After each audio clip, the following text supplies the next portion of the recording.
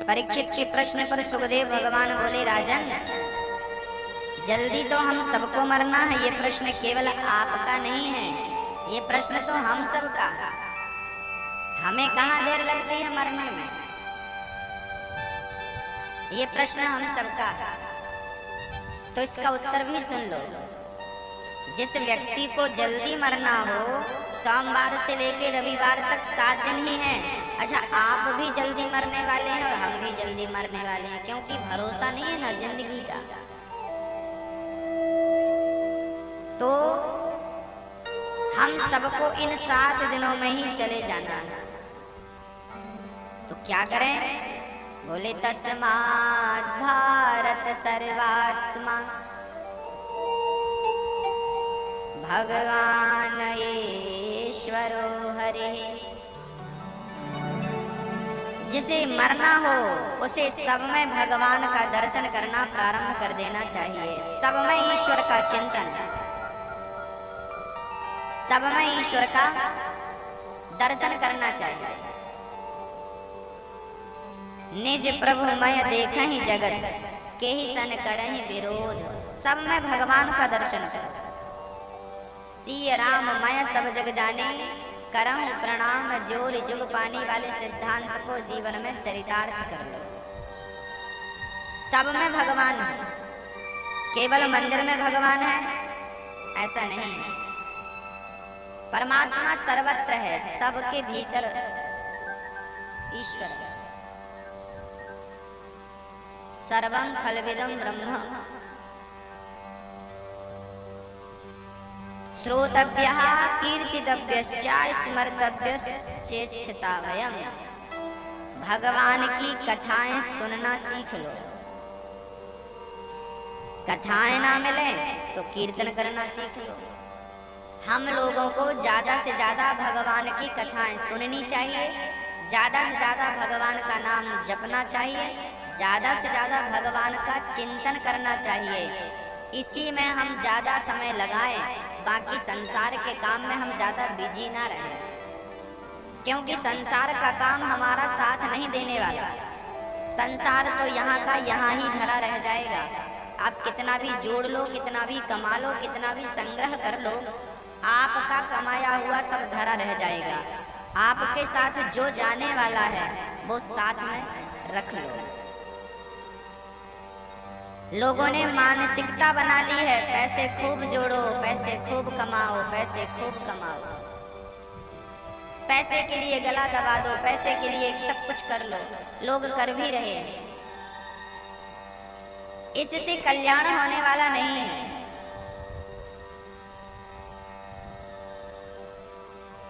आप लक्ष्मी के पीछे घूम रहे हैं और लक्ष्मी किनके पांव दबा रही है? नारायण के। तो जिनके पांव लक्ष्मी दबा रही हैं, उनकी शरण में आप क्यों नहीं जाते? जिस दिन तुम लक्ष्मी को छोड़कर नारायण के पांव पकड़ लोगे, लक्ष्मी आपके पीछे पीछे चलेगी। भक्तों, लक्ष्मी के पीछे आपको दौड़ना नहीं पड़ेगा। हम लोग इतना कमाते हैं, इतना संसार को समय देते हैं, फिर भी शिकायत रहती है, गुरुजी लाभ नहीं हो रहा है, काम नहीं बन रहा है। कारण क्या है? कारण यही है कि आप लक्ष्मी के पीछे घूम रहे हो।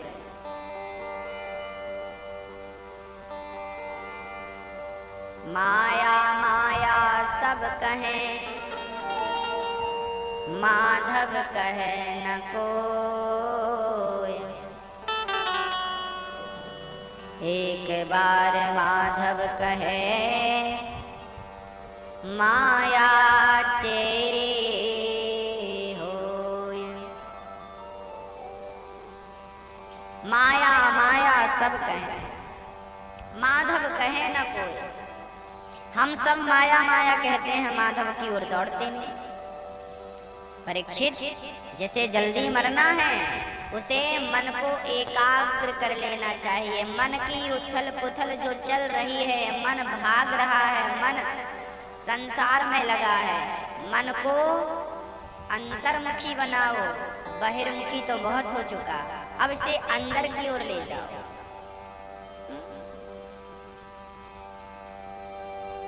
कछुए को तो आपने देखा होगा, लोग कछुआ पालते भी हैं घर में।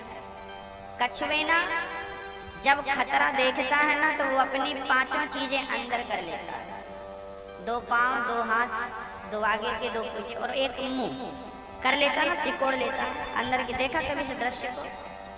कछुए की पांचों चीजें अंदर हो जाती हैं। ये जो हमारी पांच इंद्रियां हैं ना, जिन्हें हम ज्ञान इंद्री कहते हैं, ये पांचों कछुए की तरफ बाहर की तरफ जा रही हैं। हाथ पांव बाहर है। और जब कछुआ खतरा देखता है ना तो अंदर कर लेता है। हाँ, अब आप भी खतरा को महसूस करो। यमराज सिर पर मंडरा रहे हैं। अब इन पांचों इंद्रियों को बहिर्मुखी से अंतर्मुखी कर लीजिए, अंदर की ओर कर लीजिए। कैसे? ये कौन कौन सी इंद्रियां हैं? शब्द, स्पर्श, रूप, रस और गंध। कान से हम सुनते हैं, शब्द का ज्ञान कानों से होता है, रूप का ज्ञान आंखों से, नेत्रों से होता है, रस का ज्ञान जिह्वा से होता है, स्पर्श का ज्ञान त्वचा चमड़ी से होता है, स्वाद का ज्ञान जिह्वा से होता है। ये पांच हमारी इंद्रियां। आप अपनी पूरी जिंदगी में इन पांचों की भरपाई करते हैं, पांचों की इच्छाओं की पूर्ति करते रहते हैं। आपको कहा जाए कि आप कौन हैं तो गंभीरता से सोचें तो पता चलेगा कि आप इन पांचों इंद्रियों के गुलाम हैं। हम लोगों को ना गुलामी करने की आदत हो गई है। पहले मुसलमानों की, फिर अंग्रेजों की, अब इंद्रियों की। आंख कहती है हमें दिखाओ, कान कहते हैं हमें सुनाओ, जिह्वा कहती है बढ़िया बढ़िया चखाओ, चमड़ी कहती है अच्छा अच्छा स्पर्श करने को, छूने को मिल जाए, नाक कहती है बढ़िया बढ़िया सूंघने को मिल जाए। पूरी जिंदगी आपने यही तो किया है। क्या तृप्ति भई? इच्छाएं पूरी भई? देखते देखते आंख कमजोर पड़ गई पर देखने की इच्छा मिटी क्या? कान कमजोर पड़ गए, सुनने की इच्छा मिटी क्या? हाँ, वाणी कमजोर पड़ गई क्या? दांत गिर गए क्या? खाने पीने की इच्छा पूरी भई? भक्तों, हमने अपनी इंद्रियों को गलत जगह लगा रखा। आंख मिली है भगवत दर्शन के लिए, कान मिले हैं भगवान की कथा सुनने के लिए, जवान जिह्वा मिली है भगवान नाम जपने के लिए, हाथ मिले हैं भगवान की सेवा करने के लिए, साधु सेवा, माता पिता ब्राह्मणों की सेवा करने के लिए, गौ सेवा करने के लिए। भगवान के चरणों में चढ़े हुए पुष्प को जब हम उठाते हैं और अपनी नाक से लगाते हैं, खुशबू लेते हैं, तो भगवान का जो निर्माल्य होता है ना, उसकी खुशबू लेने के लिए नाक है, उसके लिए नाक दी है परमात्मा। सूंघना है तो भगवान का निर्माल्य सूंघिए, देखना है तो भगवान को देखिए, सुनना है तो कथा सुनिए, कहना है तो राम नाम कहिए। यही इंद्रियों की सार्थकता, सफलता। मन को एकाग्र करिए, मन को केंद्रित करिए। परीक्षित,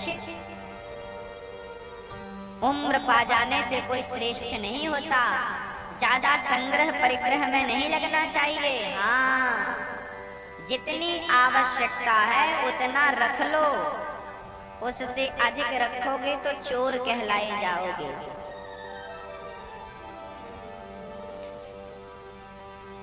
ब्राह्मणों की परिभाषा लिखी है, क्षत्रियों की परिभाषा लिखी है, वैश्य शूद्र की परिभाषा लिखी है। जिसके पास शाम की रोटी का जुगाड़ ना हो उसे ब्राह्मण कहते हैं। ब्राह्मण कैसा होना चाहिए? सवेरे खा लिया तो शाम का जुगाड़ नहीं होना चाहिए। शाम के लिए इकट्ठा ना करे, भगवान देगा, चिंता ना करो। लोग सालों साल का जुगाड़ करते हैं, अरे अपना तो छोड़ो, अपनी पीढ़ी का हिसाब किताब जमाते हैं। इतना संग्रह क्यों करते हो आप? क्या आवश्यकता है? आपके बच्चे, आप कहते हैं महाराज जी हम अपने बच्चों के लिए कमा रहे हैं, तो पहले तो आप ये बताओ आपके बच्चे नालायक हैं क्या? कमा के खा नहीं सकते? आपके बच्चे कमा के खा सकते हैं कि नहीं? खा सकते हैं। तो उनके लिए जोड़ के रखने की जरूरत क्या है? कमा के खा लेंगे। तुमने जो बनाया है तुमसे ज्यादा तुम्हारे बच्चे बना लेंगे यदि तुमने उन्हें योग्य बनाया है तो, और नहीं बनाया तो जोड़ के रख दो, मिटाने में देर कितनी लगेगी? हम लोग जिंदगी जीना जानते ही नहीं, घुट घुट के जीते हैं, क्योंकि जिंदगी जीने का हमें अर्थ ही नहीं पता। क्यों प्राप्त हुई है जिंदगी, किस लिए मिली है जिंदगी, क्यों जीना चाहिए, कितना संग्रह करें, कितना करें और कितना ना करें, किस चीज का करें, किस चीज का ना करें, ये सारा ज्ञान होना चाहिए ना। होगा तो कर पाएंगे। मीरा से किसी ने पूछा तुम अपना सोना चांदी उतार उतार के सबको बांट रही हो, तुम्हारे लिए लगेगा कि नहीं बुढ़ापे में? कौन साथ देगा? कोई साथ देने वाला नहीं है। ये सोना चांदी तुम बांट रही हो, ये तुम्हारा साथ निभाएगा? मीरा बोली ना, ये सोना चांदी साथ नहीं निभाएगा। राम नाम का सोना, राम नाम की चांदी साथ निभाने वाली है। ये तो यही है, यही रह जाएगा। राम नाम सब कुछ है। पायो जी मैंने राम रतन धन पायो, कुछ नहीं चाहिए। किसी के कान में हीरा, हमारी माताएं ना हीरा पहनती हैं कान में, किसी की नाक में हीरा, किसी के कान में हीरा, किसी की नाक में हीरा। क्या कहें हम आपसे, हमारे तो श्याम ही हमारे हीरा है। उससे बड़ा हीरा कौन सा हीरा है? इसलिए ये कंकड़ पत्थर मत समेटो भक्तों, ये जितना तुम समेटोगे वो सब। कोहिनूर हीरा आज वर्तमान में इंग्लैंड में रखा है, हमारे भारत में था, पहले अंग्रेजों ने चुरा लिया था। कोहिनूर हीरा के बारे में सुना होगा। ये कोहिनूर हीरा वही है जो लाल किला में राजा साहब के गद्दी पे लगा हुआ था। पहले भारत में था, हिंदुस्तान में ही निकला था। बड़े बड़े राजाओं ने इस हीरे का लाभ लिया, अपनी गद्दी पर सजाया। देखो उस गद्दी पर उन राजाओं ने अपनी अपनी गद्दी पर उस हीरे को सजाया। जिन जिन ने सजाया उनमें से एक भी नहीं बचे, पर हीरा ज्यों की त्यों है कि नहीं? हीरा बचा है, पर हीरा को अपना मानने वाले, अपना कहने वाले क्या बचे? एक भी बचा हो तो बता दो।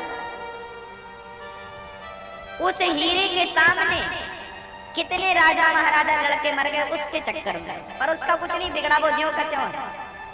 वस्तु के लिए हम लड़ते हैं, वस्तु के लिए झगड़ते हैं, हम वस्तु को महत्व देते हैं और वो वस्तुएं यहीं धरी की धरी रह जाती हैं। महत्व किसे देना चाहिए? भजन को। हमारे पास पैसा कितना है लोग पूछते हैं, तुमने प्रॉपर्टी कितनी बनाई, तुमने धन कितना कमाया, कोई ये नहीं पूछता तुमने भजन कितना किया, राम नाम की पूंजी कितनी इकट्ठी कर ली।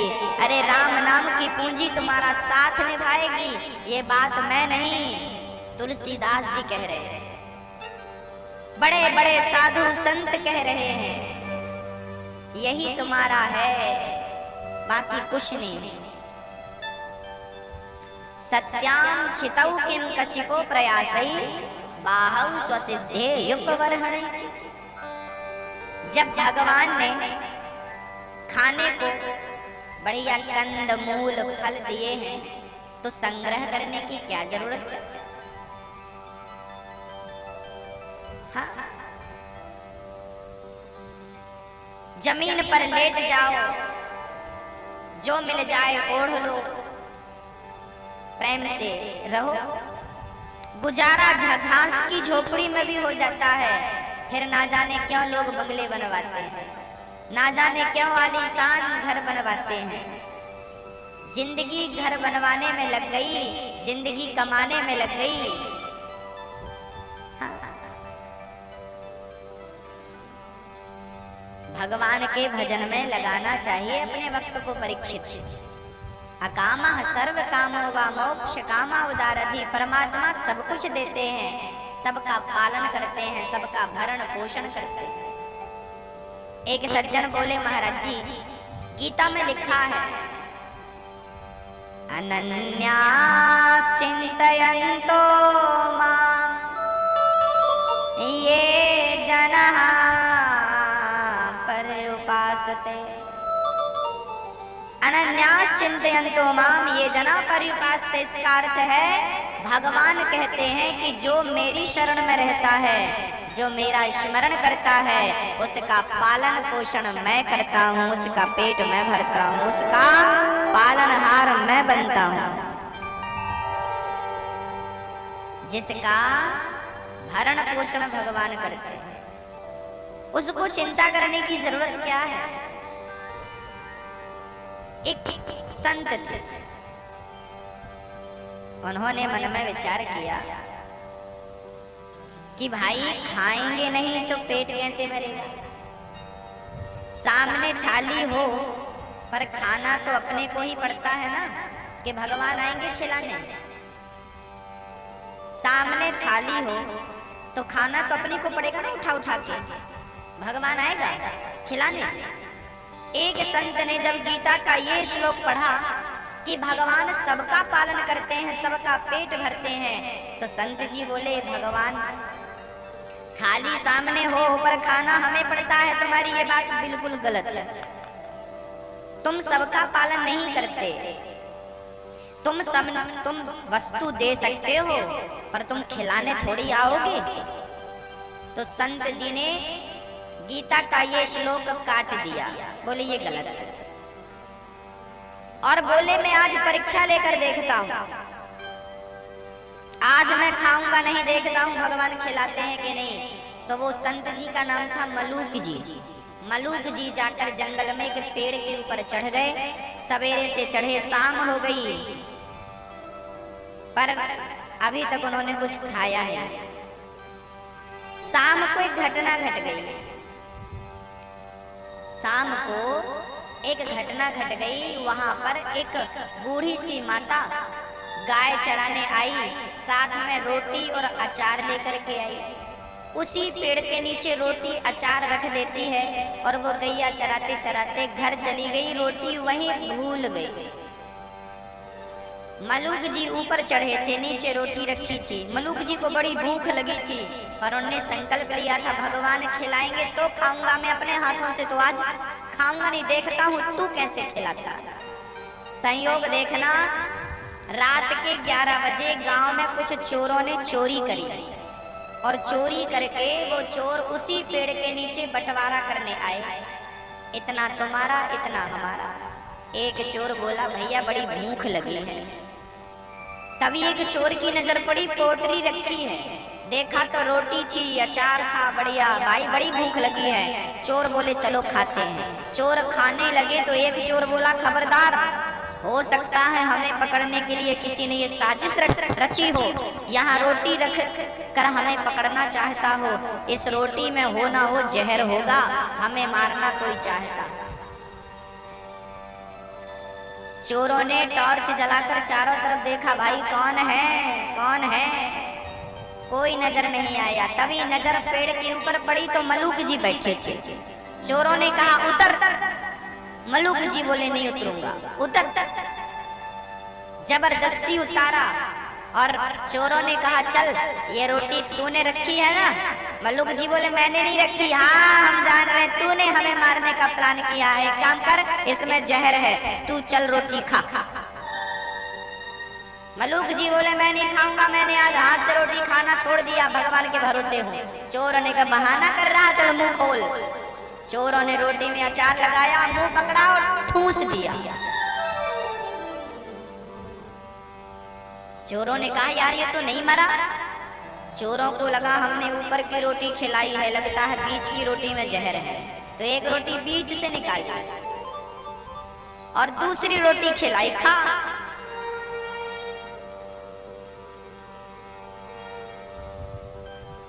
एक चोर बोला इसने नीचे की रोटियों में जहर लगाया होगा, तो नीचे की रोटी निकाली, उसको भी खिलाया। मलूक जी समझ गए प्रभु चोरों ने रोटी नहीं खिलाई, आपको पता था कि आपका भक्त भूखा है तो चोरों के रूप में आकर आपने आज मेरे मुंह में रोटी डाली है।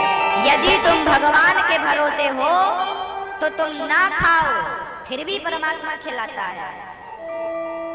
यदि भरोसा है तो बताओ, 9 महीने तक जब हम माँ के पेट में थे तब कौन सी रोटी खाते थे, कौन सा पानी पीते थे?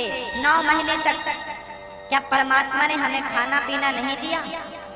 क्या हम मर गए माँ के पेट में? ना भक्तों, जिस परमात्मा ने माँ के पेट में हमें मरने नहीं दिया, उसके भरोसे तुम यहाँ रहोगे तो क्या वो मरने देगा? ना ना, राम के भरोसे रहना सीखो। हाँ, बचपन में हमने अपने दादी से सुना था कि जिस तुलसी पर हम पानी डालते हैं वो तुलसी कभी कभी सूख जाती है, पर पहाड़ पर कोई पौधा होता है छोटा सा, कोई पानी नहीं डालता, वो राम के भरोसे हरी भरी रहा करती है। तुलसी बिरवा खेत की सींचत ही मुरझाए, पर राम भरोसे जो रहे पर्वत में हरियाए।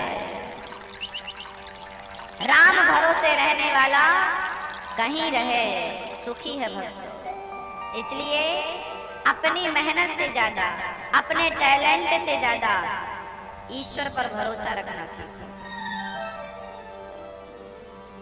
इस भरोसे से चलो कि वो कृष्ण मेरा साथी है, वो मेरे साथ है, एक पल के लिए वो मुझे छोड़ता नहीं।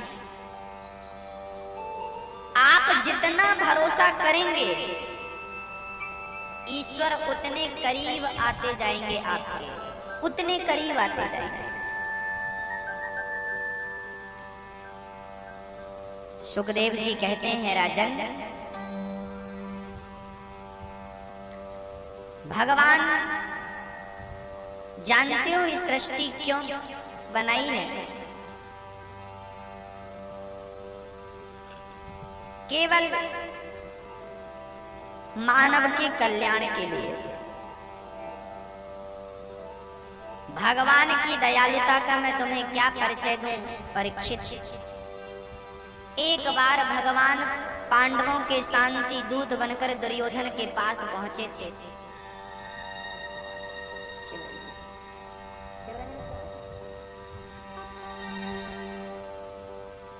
आज भगवान कृष्ण शांति दूत बनकर के पहुंचे, और जब भगवान शांति दूत बनकर गए, द्रौपदी ने अपने खुले हुए केस दिखा दिए। श्याम सुंदर देखो, मेरे केस देखो, मैंने दुशासन को मारने की, दुशासन के रक्त से अपने केस धुलने की प्रतिज्ञा ले रखी है। मेरे केसों को देखो। भगवान बोले, चिंता ना करो, मैं समझाने जा रहा हूं, पर दुर्योधन मानने वाला नहीं। जगत का पालनहार आज शांति दूत बन करके गया है, देखो, पोस्टमैन बन के जा रहा है। हाँ? अच्छा, आप करोड़पति हैं। आज बिलासपुर के किसी करोड़पति से कहो कि साहब हमारा ड्राइवर नहीं आया, आपसे गाड़ी चलानी आती है, जरा हमारी गाड़ी ड्राइव कर दो, चला दो, आज हमें जरा काम से जाना, चलो हमारी गाड़ी चला दो। वो क्या कहेगा? अरे मैं मालिक हूँ, मेरे 10-10 ड्राइवर घूम रहे हैं, मैं तुम्हारा ड्राइवर हूँ? तुम्हें सोच के बात करो, विचार करके कहो। करोड़पति आपका ड्राइवर नहीं बन सकता, भले आपका कितना भी अपना हो, लेकिन जगत को चलाने वाला आज अर्जुन का सारथी बन गया, ड्राइवर बन गया। मैं तेरा रथ चलाने को तैयार हूँ। बिक जाता है वो भगवान। हमारा भगवान ना बिकाऊ है, खरीद लो कोई खरीदना चाहे तो,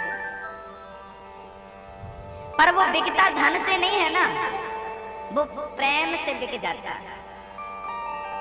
अर्जुन ने खरीद लिया भगवान को, जबकि पैसे वाला तो दुर्योधन था, चाहता तो वो पैसे देकर खरीद लेता, लेकिन प्रेम के कारण, प्रेम विवश अर्जुन रथ हाँक्यो, भूल गए ठकुराई, सबसे ऊंची प्रेम सगाई।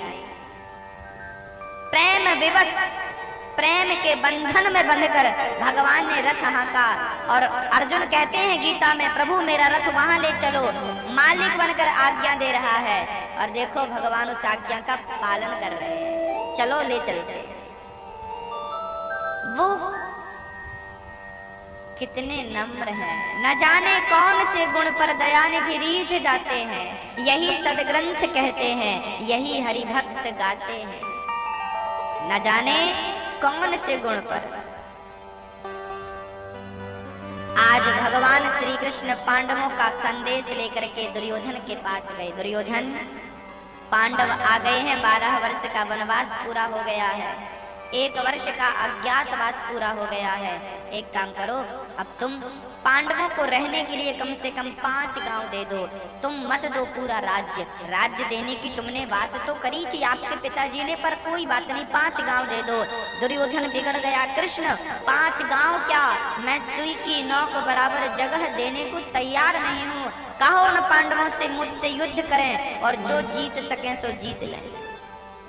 भगवान ने समझाया, महाभारत तुमने सुना होगा, देखा नहीं होगा, नर संहार होता है, बड़ी हानि होती है। दुर्योधन के सिर पे तो सवार था अहंकार, भगवान का अपमान करने लगा। आप जब देखो तब पांडवों का पक्ष लेते रहते हैं, कहो उनसे हमसे युद्ध करें, सुई की नोक बराबर जगह मिलने को देने को हम तैयार नहीं है। नहीं मिलेगी, जाओ। पितामह भीष्म खड़े हुए, बीच बचाव किया। अरे दुर्योधन, किन से बात कर रहा है? ये भगवान है, ये कृष्ण है, धीमी आवाज में बात कर। समझाया, ये भगवान है, युद्ध करोगे तो इनकी जरूरत पड़ेगी, इनके साथ गठबंधन कर लो, अपना बना लो। तब दुर्योधन ने भगवान को मनाना शुरू कर दिया। कन्हैया आओ बैठो, हमने तो ऐसी बात कही, बुरा मत मानना। सुनो, हमारी माँ ने आपके लिए 56 भोग बनाए हैं, बढ़िया 56 भोग है। आज रबड़ी है, रसगुल्ला है, इमरती है, रसमलाई है, पूड़ी है, पराठे हैं, नाना प्रकार की सब्जियां हैं। सोने की थाल पर, सोने की कटोरियों पर आज आपके लिए व्यंजन सजा है। चलिए प्रसाद पाइए। भगवान को लालच दे रहा था सोना चांदी का, भोजन आदि इत्यादि का। प्रभु, आपके लिए हमने बड़ी दक्षिणा भी रखी है। हाँ, 1000 टन सोना आपके लिए रखा है, आप ले जाना दक्षिणा में। भगवान को लोभ देने लगा दुर्योधन, शायद ये लोभ के वशीभूत मेरी पार्टी में आ जाए। भगवान बोले, दुर्योधन बात तो सही है, तुम्हारी माँ ने भोजन बनाया, गांधारी माँ का भोजन बड़ा सुंदर होता है, उनके हाथ का मैंने पहले तो प्रसाद पाया है, लेकिन सुनो, अभी मैं भोजन कर नहीं सकता आपके घर, क्योंकि मेरा पहले से निमंत्रण फिक्स हो गया, मैंने किसी का निमंत्रण स्वीकार कर लिया है। दुर्योधन बोले, आप तो यहाँ आए हैं, आपको किसने निमंत्रण दे दिया यहाँ पर? वो हमारे भक्त है ना विदुरानी, विदुर, आज हमें विदुर और विदुरानी के घर जाना है और उनके घर में जाकर उनकी प्रसादी स्वीकार करनी है। दुर्योधन हंसने लगा, अरे कन्हैया, वो विदुर, हमने उसको घर से निकाला था, कुछ नहीं उसके पास, घास की झोपड़ी है, तुम्हें बिठालने की भी उसके पास जगह नहीं है। और सुनो, आप जाओगे ना तो आपका स्टेटस जरा कम होगा। हाँ, ऐसे लोगों के घर नहीं जाना चाहिए। वो गरीब आदमी, उसके पास क्या है? वो दरी भी बिछा नहीं सकता आपके लिए, उसकी औकात क्या है मेरे सामने? मैं आपको देखो 56 भोग रखा हूँ, उसके पास तो मिट्टी के बर्तन भी नहीं होंगे आपके लिए। वहां मत जाओ, लोग क्या कहेंगे आपके बारे में कि इतना बड़ा कृष्ण और उसके घर इतना बड़ा राजा द्वारिकाधीश आज उसके घर गया। नहीं, आप मत जाओ, लोग आपके बारे में क्या कहेंगे। भगवान बोले, दुर्योधन, मैं इसकी फिक्र नहीं करता कि लोग मेरे बारे में क्या कहेंगे, लोगों को जो कहना है कहने दो, पर मेरे प्रेमी भक्तों के घर तो भले दरी ना हो बिछाने के लिए, मैं जमीन में बैठ जाऊंगा पर जाऊंगा जरूर। चल पड़े भगवान दुर्योधन के 56 भोग त्याग कर आज विदुरानी के घर पहुंच गए। विदुरानी को पता चला कृष्ण मेरे घर आ रहे हैं, खबर फैल गई कि भगवान विदुरानी के घर जा रहे हैं। लो भैया, विदुर जी महाराज तुरंत बाजार गए, कृष्ण आ रहे हैं, भाई कुछ तो ले आऊं। तो वहां से कुछ मेवा मिष्ठान लेने लगे और विदुरानी ने तुरंत गाय का गोबर लिया और घर के आंगन को लीप डाला, पूरा लीप दिया, पूरा घर गाय के गोबर से शुद्ध कर दिया। और दरवाजे में खड़ी होकर कृष्ण को निहारने लगी, कब आएंगे कब आएंगे। विदुरानी के मन में नाना प्रकार के ख्याल आ रहे हैं। विदुरानी मन में विचार कर रही हैं, वो मेरे घर क्यों आएंगे, मैं तो गरीब हूं ना, वो तो अमीरों के घर जाते होंगे, मेरे घर क्यों आएंगे।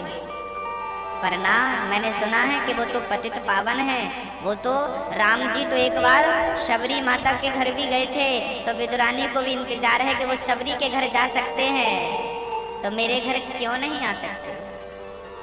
आएंगे जरूर। फिर जाकर बाहर खड़ी हो जाती, कब आएंगे कब आएंगे कब आएंगे कब आएंगे। फिर अंदर जाकर बैठ जाती, ना वो नहीं आएंगे, किसी ने मजाक किया होगा, वो क्यों आएंगे। पर मन नहीं माना, फिर खड़ी हो गई। आहा, और जब जाकर खड़ी भई तो बड़े बड़े रथ, बड़ी सेना, बड़े लोग, और सबके हजारों लोग थे पीछे, और आगे भगवान श्री कृष्ण पैदल चले आ रहे थे रथ से उतर करके अपने विदुर जी के घर। विदुरानी ने देखा, दौड़ पड़ी, प्रभु मुझे भरोसा था आओगे जरूर, चरणों में गिर पड़ी, लेट गई। भगवान ने उठाया, काकी जी हृदय से लगा लिया। विदुरानी आंखों में आंसू भर के रो रही है, प्रभु सुना था आपके बारे में, आज प्रत्यक्ष देख लिया। आप पतित पावन हो, पतितों को भी पावन करते हो। भगवान बोले, काकी जी अपने घर नहीं ले जाओगी। हाँ हाँ हाँ, हाथ पकड़ लिया, अंदर ले गई। पर बिछाने को ना सचमुच उसके घर में दरी चटाई कुछ नहीं थी। क्या बिछाए क्या बिछाए, लकड़ी की एक चौकी थी, उसका भी एक पांव टूटा था, 3 पांव थे। उल्टी चौकी रख दी, जल्दी जल्दी में, सीधा नहीं रखा, उल्टी, पांव ऊपर। अब भगवान उल्टी चौकी में जाकर बैठ गए। भगवान बोले, माँ बड़ी भूख लगी है, बहुत दिनों से कुछ खाया नहीं हमने, बहुत दिनों से। हाँ वो क्या है, लंबी यात्रा थी, आना था, फिर कुछ खाए नहीं। आज दुर्योधन ने बोला था खा लो, पर हमें लगा कि हम आपके यहाँ खा लेंगे तो फिर काकी के हाथ का क्या खाएंगे, तो हमने उसका भी कुछ नहीं खाया, आप खिला दो। दुर्योधन कह रहा था खा लो, वहां नहीं खाए, और विदुरानी के घर मांग मांग कर खा रहे हैं। विदुरानी गई रसोई में, देखा तो सूखी साग पक रही थी। साग कैसी, पत्ते पानी में डालती, उबालती, वो पत्ते खाती उबले हुए, ना नमक ना मिर्ची ना मसाला। अब वो साग भला भगवान को कैसे खिलाए, विदुरानी को लज्जा आ रही थी, ये सूखी साग मैं कैसे खिलाऊं। तब विदुरानी दौड़ी दौड़ी गई और वहां बगीचे में पके पके केला, फल लगे थे, केले तोड़ कर ले आई। केले छील छील कर वो भगवान को देती गई, और छील कर क्या देती गई, फल तो फेंक दी गई छिलका समझकर, और छिलका को फल समझ कर के वो श्री कृष्ण के हाथों में देती गई। उसे लगा मैं फल दे रही हूँ, पर चूंकि वो भाव में डूबी थी, प्रेम में पागल हो चुकी थी, क्या दूं क्या ना दूं, क्या करूं क्या ना करूं। आपके घर भी जब कोई मेहमान आते हैं, आपके खास प्रेमी ना, तो आप भी बेहवल हो जाते हैं, व्याकुल हो जाते हैं, क्या करें क्या ना करें वो सूझता नहीं है। और आज जिसके घर में जगत का पालनहार आया हो, उसकी क्या स्थिति रही होगी, कल्पना कर सकते हैं। विदुरानी छिलका खिला रही है और भगवान छिलके खा रहे हैं, जरा देखो, एक छिलका, 2 छिलके, 3, 4, कितने छिलके खिलाए। और विदुरानी पूछती जा रही है, कन्हैया फल अच्छे तो है ना। हाँ हाँ काकी जी बड़े स्वादिष्ट हैं, बड़ा स्वाद है, बड़ा स्वाद है। अरे स्वाद उन छिलकों में नहीं था, स्वाद तो भक्त के प्रेम में था। हाँ प्रेम में स्वाद था।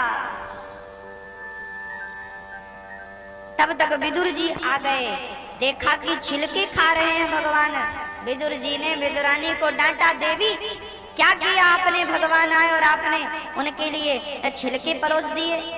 थाली लेकर आओ। थाली पर विदुर जी ने मेवा मिष्ठान सजाया। कन्हैया से कहा प्रभु इस पगली को माफ करना, इसने छिलके खिला दिए, लो आपके लिए हमने प्रसाद लाए हैं। भगवान प्रसाद ग्रहण करते हुए कहने लगे विदुर जी एक बात कहूँ? हाँ हाँ। कन्हैया ने कहा विदुर जी जो स्वाद मुझे इन छिलकों में मिला ना, वो स्वाद आपके इस व्यंजन में नहीं है, आपके मेवा मिष्ठान में नहीं है, क्योंकि भाव का भूखा हूं मैं, भाव ही एक सार है, और भाव से भजले मुझे तो भव से बेड़ा पार है। भाव का भूखा हूं मैं, भाव ही एक सार है,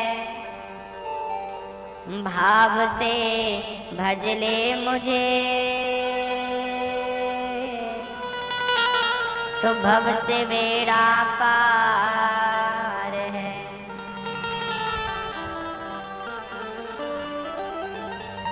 भाव से भगवान को स्वीकार करना था, भगवान ने स्वीकार कर लिया। विदुरानी और विदुर जी को दर्शन देकर भगवान उनकी कुटिया को पवित्र करके पुनः द्वारिका लौट आए। दुर्योधन को मनाना चाहा पर दुर्योधन नहीं माने। भगवान पुनः पूरी लीला समाप्त करके जब परम धाम को गए, तब जाते समय भगवान ने अपने प्यारे उद्धव जी को याद किया। आज उद्धव जी से श्री विदुर जी को याद किया है। विदुर जी से आज उद्धव जी मिले और विदुर जी ने पूछा मेरे कृष्ण का हाल चाल कैसा है। तब उद्धव रोने लगे, वो तो हम सबको छोड़कर चले गए हैं, धराधाम को छोड़कर, उनका क्या हाल चाल सुनाओ। विदुर जी फूट फूट कर रोए हैं और अपने कृष्ण ने क्या ज्ञान दिया है, क्या कहा है, ये समझने के लिए हरिद्वार में मैत्रेय मुनि के पास चले गए। और श्री विदुर जी महाराज ने मैत्रेय जी से कहा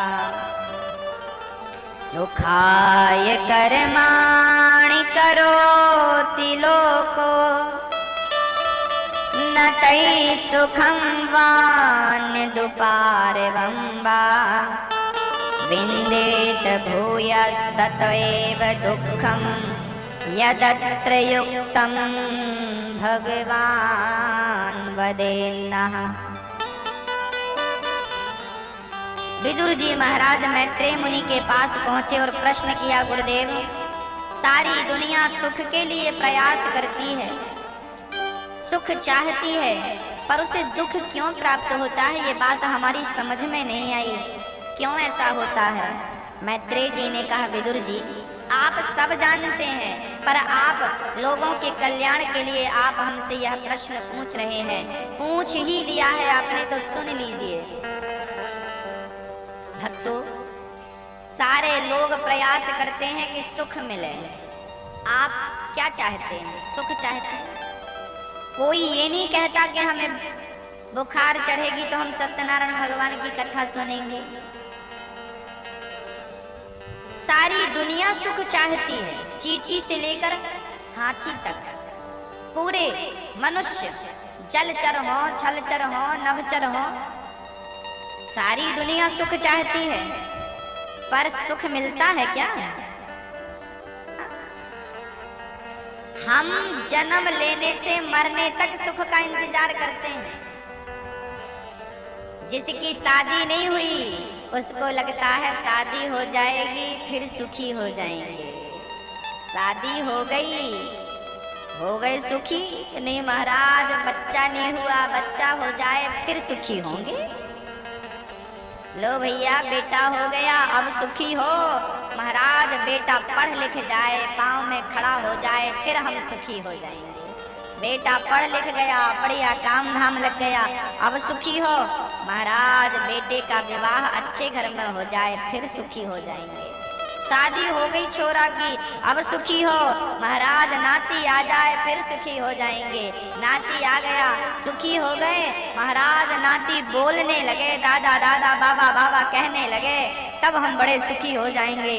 लो भैया नाती बोलने लगा, अब सुखी हो महाराज। किराए के घर में रहते जिंदगी गुजर गई, अपना घर बन जाता तो सुखी हो जाते। लो भैया भगवान की कृपा से घर बन गया, सुखी हो गए। महाराज घर तो बन गया, एक गाड़ी और होती तो बढ़िया हो जाता। लो गाड़ी हो गई, अब सुखी हो गए। लो भैया बुढ़ापा गया, दांत गिर गए, बाल पक गए, सिर हिलने लगा, परीक्षाएं अभी ज्यों की त्यों हैं।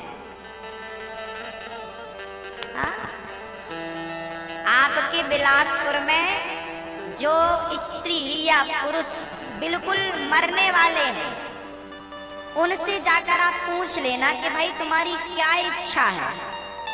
तो ध्यान देना, जैसे कल मरना है ना, वो आज अपनी बहुत सारी इच्छाएं गिना देगा। हमारी ये इच्छाएं, जिंदगी पूरी हो जाती है पर इच्छाएं पूरी नहीं होती।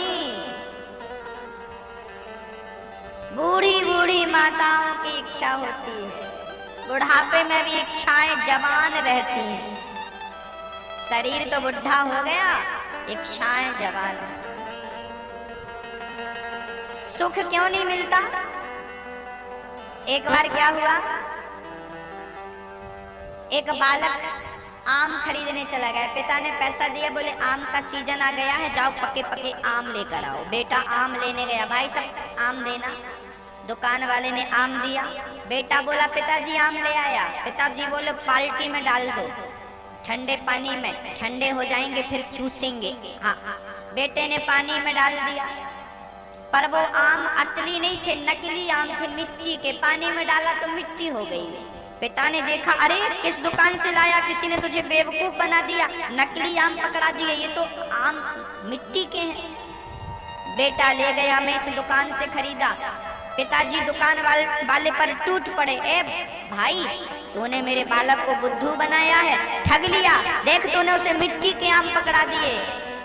दुकान वाला बोला भाई साहब पढ़े लिखे हो के नहीं? हाँ हाँ पढ़े लिखे हैं। दुकान वाला बोला ये सामने लिखा है हमारी दुकान में, हमने लिख रखा है नकली फलों की दुकान। हमारी दुकान ही नकली फलों की है। आपका बेटा आया, बोला आम दे दो, हमने दे दिए। हमें क्या पता कि तुम्हें खाने वाले आम चाहिए, हमें तो लगा सजाने वाले आम। यहाँ तो सजाने वाले आम मिलते हैं, खाने वाले आम नहीं मिलते। आप ही गलत पते पर आ गए हो, हमारी क्या गलती है। ऐसे ही संसार का नाम गीता में भगवान ने बताया। संसार का नाम क्या है? हमारे देश का नाम है भारत, आपके शहर का नाम है बिलासपुर, आपकी गली का भी कोई नाम होगा, आपके घर का भी कोई नंबर होगा। पर बताइए सृष्टि का नाम क्या है? ब्रह्मांड का नाम क्या है? इस पृथ्वी लोक का नाम क्या है? इसका नाम है, गीता में भगवान ने कहा है, संसार का नाम है दुखालय, दुखालयम। पुस्तकालय में जाएंगे ना तो पुस्तक मिलेगी, भोजनालय में जाएंगे ना तो भोजन मिलेगा, औषधालय में जाएंगे तो औषधि मिलेगी, तो दुखालय में आएंगे तो क्या मिलेगा? दुख। तो ये संसार का तो नाम ही दुखालय है। जन्म लेने से मृत्यु तक आपको रोना ही रोना।